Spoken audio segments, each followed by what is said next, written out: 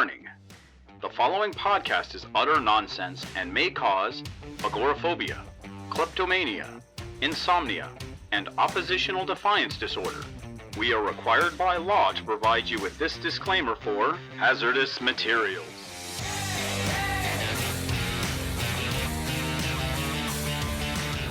Welcome back to Hazardous Materials, where the food's the star. I'm Gideon Gonzalez, and joining me as always is Casey Johnson. And welcome to round 2 of the All-Wizard Team Tournament.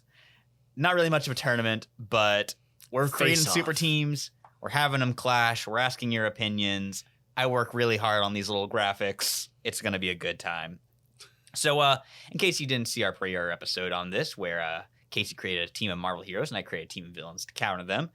This all stems from Wizard Magazine number 79, in which they had their readers draft them the ultimate superhero team using the categories of leader, power, tech, mental, defense, stealth, and magic.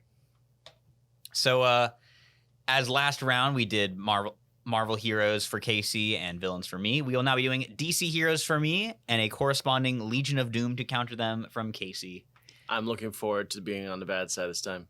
Don't forget, we the bad guys. So without further ado, I thought I was going to say, I thought long and hard on this, but I didn't. Like, this is just my dream Justice League team, but with a few more rigid requirements. So for team leader, I'm picking who I consider one of the most underrated characters in DC Comics. One of my favorite superheroes, Black Lightning. Okay. He's got tenure. He has experience in managing young people. Like, dude is a high school principal, so he knows a thing or two about corralling wild personalities. And wasn't he the step-up leader after Batman bailed on the Outsiders? Correct. He has the experience. And, like, again, seniority. He's DC's first black superhero. Like, and he was cool. Yeah. I love those original 11 issues. The 90s run Tony Isabella came back and did was super sick. Almost felt like a milestone book. Black Lightning Year 1 by Jen Van Meter and Cully Hamner. Awesome When book. I was a kid, I was a big fan of Black Lightning when he had that blue and black jacket. Yeah, that was... And the blue pants with the tiny little Buccaneer boots. And he had the afro wig. With a white mask jammed in it. Yeah. But yeah, Black Lightning... I love him. He's great. DC, I applaud them whenever they push him into a place of prominence, and I think he should be the leader of my Justice League team. And he transformed into Black Vulcan on the Super Friends. Yes, because do you know why he's Black Vulcan? Because they couldn't get the rights. So Tony Isabella had drafted for the time, a pretty good contract of not ownership of the character, but he would make money and the character made any other appearances. Right. So DC just said, screw you. We're going to make Black Vulcan or Volt on Justice League. Or Super Volt. Yeah. So basically every time, or Soul Power on Static Shock, because that was originally scripted to be a Black Lightning episode. Yeah, anytime they could go out of their way to screw over Tony Isabella on that, they did. So I was very glad when they finally buried the hatchet and got the Black Lightning show made. So very cool. For my raw power, this one's going to come as no surprise to you. But I'm talking Metamorpho. The Element Man, personal hero of mine. I should have worn my Metamorpho shirt. Yes, you should have. I'm, of course, talking... Rex Mason, the adventurer who found the Orb of Ra that gave him the ability to turn into any substance known to man. So obscure. Sure, turns into cobalt, iron, or tin. Strong as iron, homely as sin. Oh my god. Didn't this guy used to be part of the Doom Patrol? No, he was never Doom Patrol. He belongs there. He's got that weirdness. He is a Bob Haney, Ramona Fradon creation. A delightfully bizarre, like 18-issue run in the Silver Age. Mm-hmm.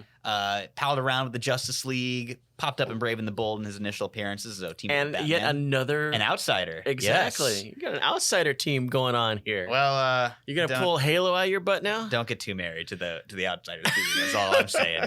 But Metamorpho has such a great power. So I was thinking about this the other day. He's like the entire FF rolled up in one. He can stretch by turning himself into rubber, can turn himself on fire, just turn into fire. He can turn himself into any kind of rock he wants to. And he can turn to gas and visibly slip away. He's the UFOs. Yeah, he's the Element Man. And he's got a bitchin' theme song. That you just made up. No, it's real. We're going to play a little sample of it right here.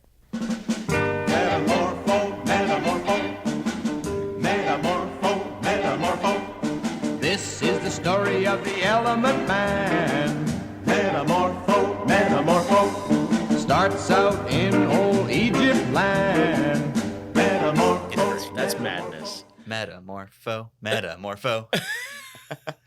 From the DC, they had a record come out, those songs of the superheroes. I did not know this. So there's a Plastic Man track, an And Aquaman I'm track. Angry I didn't know It's it. amazing. You can find the whole thing on YouTube. I might have to kill you I think for it's called doing that. Superhero Songs and Stories. The Metamorpho song's on Spotify. Really? Yeah. Holy The crap. only one of those that made it to Spotify. That's like the deepest deep cut you could have possibly dropped on me. As the #1 Metamorpho fan. Oh my God. So, All right. Continue on with this cavalcade of nuttiness. so tech heroes. You got a lot to choose from in the DC universe. Okay. And this is Yeah. actually my second choice because I thought about it. So my first choice was Steel, John Henry Irons. Okay. Superman's friend who builds him tech stuff and has a cool... But he's not your final choice. No, my final choice is Natasha Irons, his niece, Oh. who became Steel after him. And she's got that sick, like, this chain dreads she's got. I on her remember helmet. that. Yes. The chain dreads. Really like the character. He was a badass in the Superwoman book that Phil Jimenez did. Mm-hmm. Really, really cool there. And of course, in the Man of Steel stuff that Mark Schultz did in the early 2000s, that's like my era of Superman, is that triangle, the later Triangle era, where it was like Joe Kelly, Ned McGuinness. Oh my God, what's his name? Ed McGuinness was such a good Superman. Oh artist. yeah, you got Jeff Loeb, Doug Monk, just Mark Schultz on Man of Steel. Killer lineup. I like when Ed McGuinness was on Superman Batman. Yeah, that was good stuff. I like his big Superman. I like the way he actually did Power Girl. But yeah, fun one there. Mhm. And but yeah, Natasha Irons, she is a tech genius, got a killer look, black lesbian, great woman, great Okay. character, very cool. I think she adds a lot to the team. She's helped out Jimmy Olsen a lot, and she also has a relationship with a character who's coming later in my list. So what's next? The Mentalist? Yes, there's an obvious choice here. I did not go with the obvious choice. You didn't do Saturn Girl? The obvious choice is Martian Manhunter, who, by the way, some have called me the Martian Manhunter. Okay. No. I went with Despero, Whoa. but specifically when Despero? when he was possessed by the robot Elron from JLI. Is this muscular Despero? Yes, this is big buff Despero, who might eat you? perpendicular to his eyes fin. Yeah. Who's got cool pants and a big gun, and he's got the mind of a little protocol droid, basically. He's like C-3PO's brain in there. Oh my God. So Elron was the robot attache to the Conqueror Manga Khan, who repeatedly tried to take over the Earth in the JLI days. Mm-hmm. And Elron, after the defeat of his master, stuck around as Max Lord's comedic foil in the JLI, as a little robot just helping out with administrative work. Back when Max Lord was comedic value. And in the final arc of Giffen and DeMatteis's JLI, you have Despero is just beating the snot out of him, just like, brah, he's killed remember Mr. that. Miracle. He's just wrecking stuff. And the only way they're able to defeat him is by swapping his brain with Elron.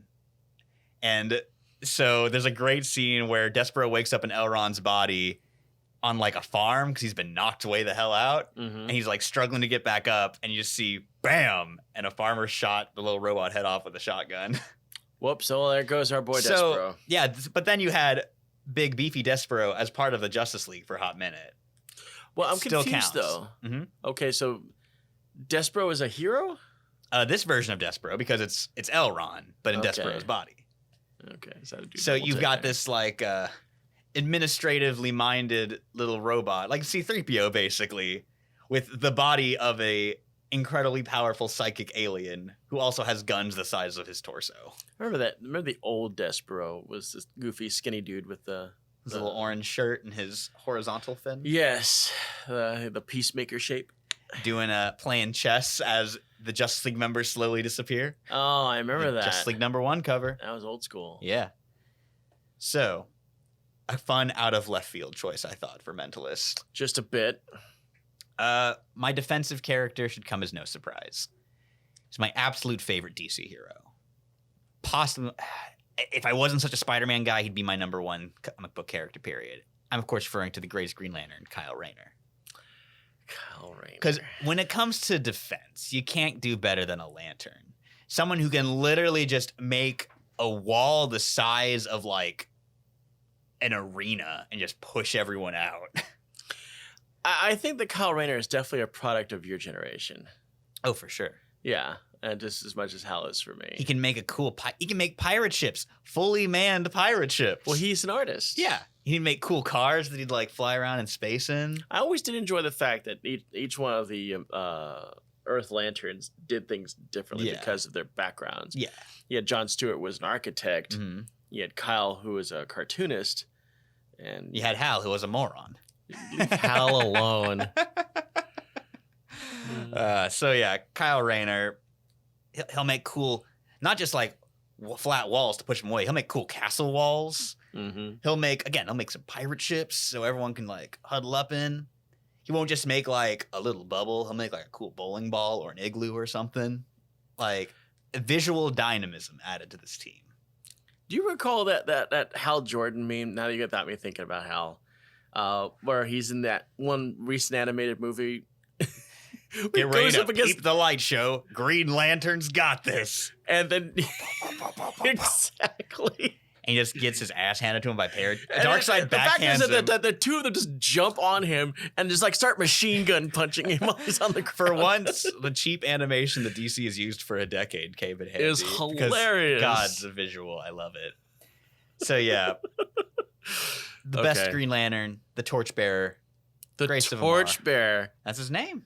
Oh, Ion himself. Ion, the White Lantern, everything else they wanted him to be. Goat. Except Green Lantern.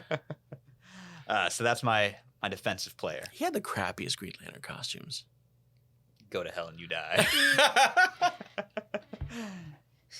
All right, so Wills. So for stealth, again, one of those things where it's like, oh, obviously we say the Flash. But no, I don't believe in the easy answer, folks. Not the A-listers. I support my boy, Ryan Choi, the only good Adam. The only, I was going to say the only live Adam, but. No, Ray Palmer's still kicking it. We haven't quite put our boy Adam in a matchbox yet. Nope. Well, Ryan Choi's back. He's alive. Oh, is he now? Yeah, thanks to the power of Universal reboots. Well, that's good. And recently seen in the Snyder Cut. Pew, pew, pew. Oh, God. Did Gail Simone put him in the box? No. Please tell me she didn't. No. I don't remember who was writing Titans at the time, but it was not Simone. Okay. I only want to say it because I know that White Dwarf showed up in Secret 6. And got his ass handed to him by Giganta. He really did. So, Ryan Choi, the Atom, can shrink to itty-bitty tiny. Mm-hmm. He's got a sick little rocket stick that he surfs around on. His outfit even looked better. It did, yeah. He's just better. He had a personality. He was fun. Ray Palmer really was just kind of a Ray one-note Palmer dude. is, yeah, like he makes Barry Allen look like, God, he's a good complex character. Just say, he makes Barry Allen look like. Some would call me the Martian Manhunter. You know, he's not a complicated character, but a likable character. Ray Palmer makes Barry Allen look like Dick Grayson, like just Wonder Bread in human form. Just a complete cipher. And it's a damn shame. Nothing too, going on behind those soulless eyes. Adam's costume had good colors. You don't waste red and blue on a C-lister. Yeah. You know, the one time I liked Ray Palmer, there's 2 times. I like Sword of the Atom. I like him doing some barbarian shit. Sword of the Atom came out when comic books were still coming out in convenience stores. So as a kid, I would go and pick up the Sword of the Atom 80s, I think, is when at the local stop and go. So there's that. There's a couple of solid one-shots done by Tom Payer and Steve Dillon that are fun, that are worth tracking down. But the other one I was going to say is on the Justice League cartoon where he's voiced by John C. McGinley, Dr. Cox. Oh God, And just a very surly take on the Atom. I was actually just watching some episodes of Scrubs Yas last night. It was the really sad one where Ben died. Oh, don't make me sad. I'm trying not to make you sad, but it's like the scene where he's talking to JD and JD asks him, "Do you know where you are?" Oh, heartbreaking. We're getting off the topic of the Atom. The point is, Ryan Choi is a fun, great legacy hero who I adore, and I've always wanted to see more of him. Give me a new solo Give me a new solo book, DC. Give me the movie that I was promised. He's in the Snyder Cut. Yeah, he's supposed to set him up to have his own movie. Yeah, that didn't happen. Bummed out about it. Seriously. But yeah, Ryan Choi can sneak into anywhere, and if they find some kind of lock, he's a scientific genius. He can break in. And he's got his buddies, like the disembodied head from a tiny pocket dimension. Oh, it's true. He's got buddies. Is that your full team? Is that what I've got to take in? No. Oh, you got one more? The Magic Member. Again, there's two very obvious choices for this one. You're not going to take Dr. Fate. I'm not taking Dr. Fate. You're not going to take the Phantom Stranger. I'm not taking the Phantom Stranger. I'm not taking Zatanna. Okay, what do you got? Forget him. This A-lister's not allowed. Are you doing Constantine? No. Get him out of here. He doesn't belong in the Justice League. Okay. What do you got? Traci 13.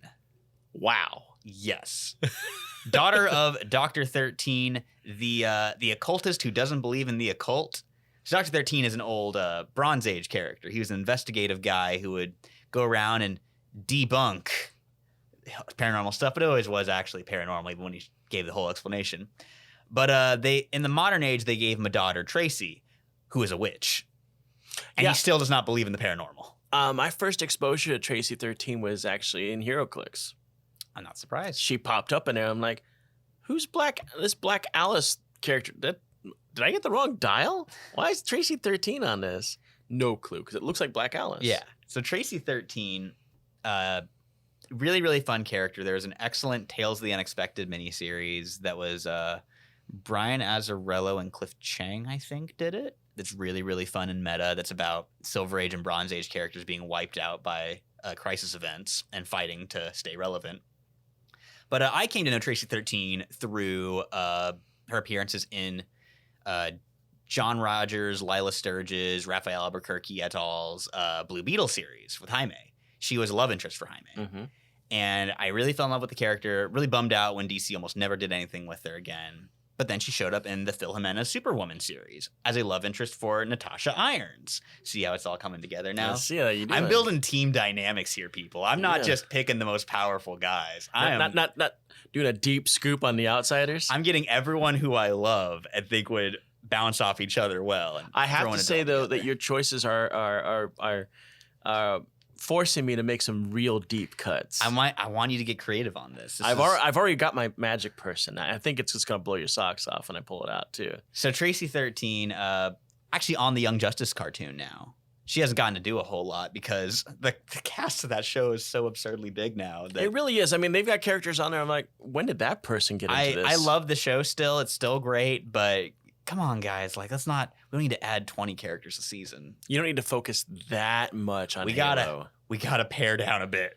But I was really happy to see her, especially hanging out with Jaime, my boy. Love him. I didn't like the fact that Geoforce did a heel turn so quickly. I didn't like that at all. Brion. Yeah. So the team is review. Black Lightning as the leader. Metamorpho as the powerhouse. Natasha Iron Steel as the tech. Despero with Elrond's mind as the mentalist. Kyle Rayner on D. Ryan Choi in stealth. And Traci 13 as the magical mistress. This is going to be hard, and I'm really glad that I don't have to do this on camera. Yeah, This is going to take me a moment. Let's take a quick break. That'll be seconds for you and mere minutes for us. Mere minutes, my ass. Now it's time for my rebuttal. I've gone back and forth on this one, but I do believe I have a cadre of villainous ne'er-do-wells to face off against your heroes. Lay it on me. And first, and here's This gaggle of goons. this gaggle of goons, this bevy of baddies. A cadre of clowns. Um, Lay it on me. Who's the leader of this outfit? The Ultra-Humanite. Ooh, that's fun. Ultra-Humanite, fun fact, was the very first supervillain ever faced by Superman. Yeah. In fact, was his Before he was main a monkey. arch enemy before Lex Luthor even came around. And that's actually why Lex Luthor is bald, because Ultra-Humanite was bald, and there was a miscommunication, and they assumed that was Lex Luthor, and Lex Luthor lost his red locks. And then they got really weird, and they stuck Ultra-Humanite in a big albino gorilla. Yeah, I love it, with red suspenders. Which is what he is in to this day. One of my favorite appearances of Ultra-Humanite was in the Power Girl comic, where he had like a 6-issue arc against her. Mm-hmm. And it's just, it was really interesting to kind of see where he really was mentally, you know, because... Wants a Kryptonian body. Yeah, I mean, but he also wants to be accepted. He wants to be loved. But he also wants to be the Ultra-Humanite. Yeah. Yeah. So Ultra-Humanite is, he's my main baddie. He's my Lex Luthor that I did not want to have. Very Kelsey Grammer-esque. Yes, very much so. Now, for power, I was going to put Ultra-Humanite. But then I realized... That powerful. But he's a big gorilla. Yeah. You know, he's a big monk. He's a big monkey. Now, I know you like monkeys, but I was not going to undersell his intelligence factor. So he got upgraded. And that means I had to put somebody dead in there. Really dead. Solomon Grundy? Born on a Monday. Nice. Solomon Grundy is our undead. A lot of people don't know this, but I mean, Solomon Grundy was featured a lot in the Super Friends cartoon. He also showed up in Justice League quite a bit. He also lusted in his heart for pants. He very That's much all he did. wanted. But Solomon Grundy was undead. Very undead. A big, thick, muscular zombie. With just enough tree and plant bits in his body to make Alan Scott's Green Lantern ring not work. Oh, really? Is that what it is? He's originally an Alan Scott villain from the Golden Age. That explains a lot, because I know Alan Scott's ring didn't work against wood. Yep, and since he was like marinating in the swamp for so long, he is like part plant basically. Yeah, Solomon Grundy was actually a gangster that had been killed and thrown in the swamp. Cyrus Gold. And then somehow he came back from the dead, and of course the rhyme, Solomon Grundy was born on a Monday. And my favorite explanation is that Slaughter Swamp is a Lazarus pit. That's right. He was put in Slaughter Swamp.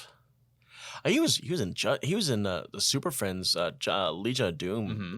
Very iconic. Every single episode. Yeah, without really even mentioning the fact that, oh, by the way, he's really dead. just a big pale Hulk. Moving on, for tech, I don't feel like I went deep enough on this one, but I wanted somebody that was formidable. So I went with Prometheus. Okay, elaborate. Yeah. I love that character, but I don't really see him as a tech guy. Well, Batman was a tech guy. Uh-huh. And for all intents and purposes, Prometheus is Batman. Yeah, and he's got a techie helmet. Okay. And he did have all those weird-ass stuff. And okay, you sold me on it. Yeah. He blew up Star City, so he knows a thing or two. He blew up Star City. He disabled all the Justice League with a variety of weird stuff. Yeah. Involving, I think he gave Martian Manhunter a virus. Cyrus the Virus. Yeah, so Prometheus did his job.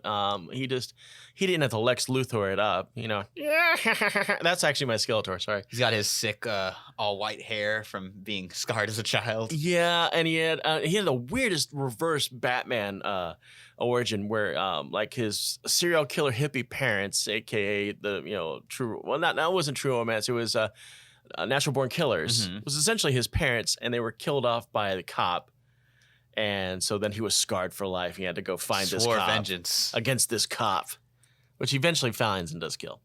And he had a not so subtle Batman helmet. Yeah, he was very anti-Batman. Of all the many, many anti-Batmans, he's up there for me. So moving down along here, Mentalist.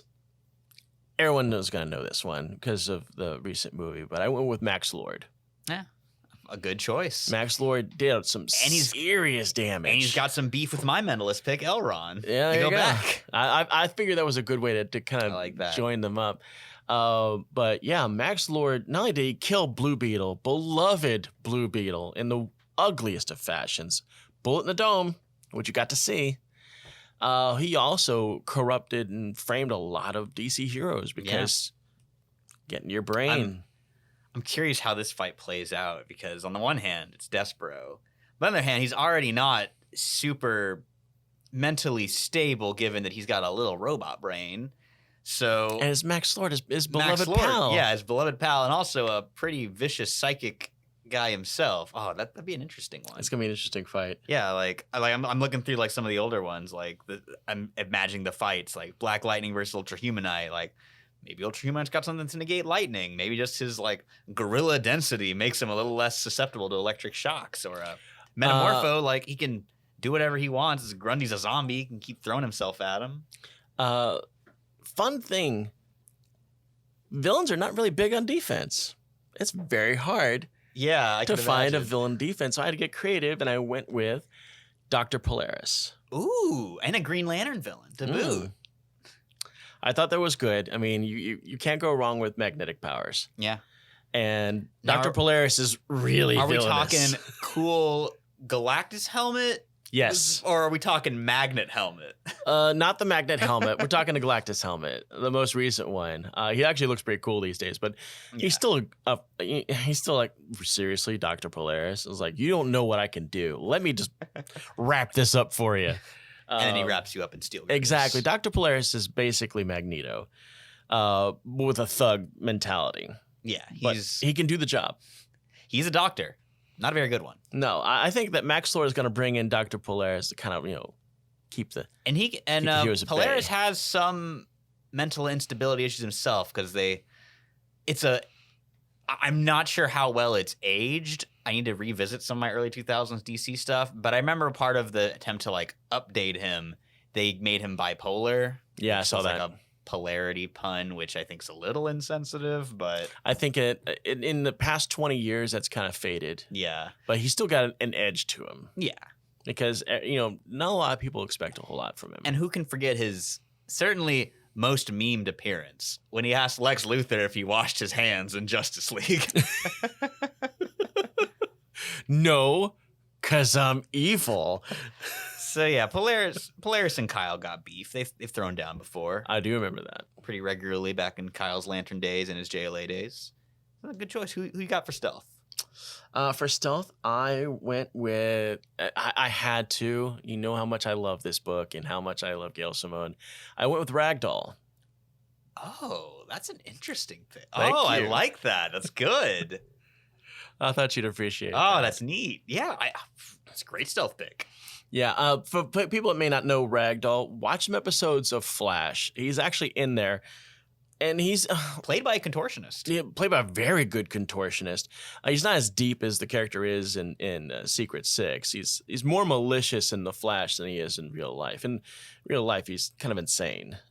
But I mean, the weight of the mask, the red ropey hair on the mask, and the way he moves, that's the way Ragdoll moves. And he's one of my favorite characters of Secret Six. Yeah. And I'm just seeing him, Adam, zipping around him, and he's just like contorting himself, trying to reach him. Yeah. I'm gonna encase you in me. I'm gonna get you. Okay, now this one's a deep cut, but you'll appreciate this. This is a Kirby creation. Oh, there are some good Magic characters. For Magic, I went with Klarion the Witch Boy. Oh, I love Klarion.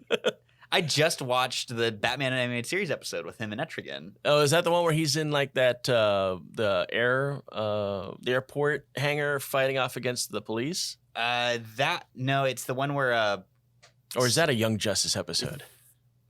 I don't remember that scene. That might have been Young Justice, but in that episode he gets this little branding iron that belonged to Morgan Le Fay, and he hits Etrigan in the head with it and lets him control Etrigan. And Jason Blood and Etrigan are voiced by Billy Zane. Yes. Well, this is the cool one dude. I think I remember. There's a scene where Klarion the Witch Boy and he's got his cat, Teakle, and he's talking to him back and forth, and they're dealing with all these cops have cornered him. I think it is that Batman animated series episode. Yeah, and they've cornered him in this air hangar, and he basically deals with them in a variety of sorceries. I think it's a train station because there's a scene where a train passes over him, and he goes, too noisy, and he has Etrigan go and smash the train. Yeah. Yeah, so I thought that Klarion the Witch Boy is just crazy enough to not be reliable in a fight. When I say not reliable, it's like when you're fighting off against somebody who's actually using their brain, you think, okay, well, he's going to react to this. I'm going to react to this. He's unpredictable. But this is the button masher in the arcade that's going to beat you anyway. Yeah. Tico, go. My favorite Klarion stuff is in the '90s Young Justice book Peter David and Todd Nowak worked on. Mm-hmm. How Klarion would always, when he would say his name, he'd say Klarion, the Witch Boy, and then in parentheses would be dun dun dun. I came across Klarion the Witch Boy in some old New Gods issues way back in the day during my time of grabbing 70s comics. And I was like, what the hell? What's up with this kid's hair? Yeah, I have no context on what he was. I just knew that he did magic and he looked like a kid and he was angry all the time. Yeah, he's also on the Young Justice cartoon where he's very fun. Yeah. Has the most obnoxious voice on the planet. Like, who does his voice? Oh, I don't remember. He's the guy who voiced Tinkerer on Spectacular Spider-Man, and he has a very, very distinct voice that drives me crazy. Voice, that nasally voice. Hold on, we're gonna fill out some dead air here really quick while I Google it. Meanwhile, at the Hall of Justice, Tom Adkins Hernandez. No clue. Yeah, but he has a very distinct, very obnoxious voice, and I love it. I that reminds me of the guy you went to when you needed a high-pitched, obnoxious voice in the 80s. And that was Chris Atta. I thought you were going to say Gilbert Gottfried. No. Gilbert Gottfried, that's a manufactured voice. You actually ever heard Gilbert Gottfried's real voice? It's very stunning. It's totally normal. He just does that. But Chris Atta is the guy that did the voice for Cobra Commander and Starscream. Oh, I love that. Yeah. I loved him. He unfortunately passed, so I guess I couldn't get him for the Transformers movies, Bay Factors. The guy they got, Charlie Adler's really good though. Mm-hmm. Is that his name? I think so. But yeah, anyways, so it looks like our DC matchup is my Justice League, comprised of Black Lightning, Metamorpho, Steel, Despero, Kyle Rayner, Ryan Choi, and Traci 13 versus my Legion of Doom, led by the Ultra-Humanite, with Solomon Grundy, Prometheus, Dr. Polaris, Ragdoll, and Klarion the Witch Boy. Bound to be one for the ages, folks. Yes, indeed. Let us know what you think. Do we do good? Do we do bad? What are your choices for this? Yeah, give us your own all-wizard team. Man, I'd do really the whole love to see 'em. whole freaking list. And we're definitely going to do more of these because they're a hoot. I love doing them. I love these. It's a pain in the ass to make these little Marvel like power stat cards, but they're a hoot, and I like how. And I'm glad that you get to do it, not me. I'm the only one willing to do the homework here. Yes, so. Unfortunately you are. When it comes to power stat cards, that's all you. So yeah, give us a like, give us a subscribe, check out our socials, maybe give us some money, and tune in next time for Hazardous Materials.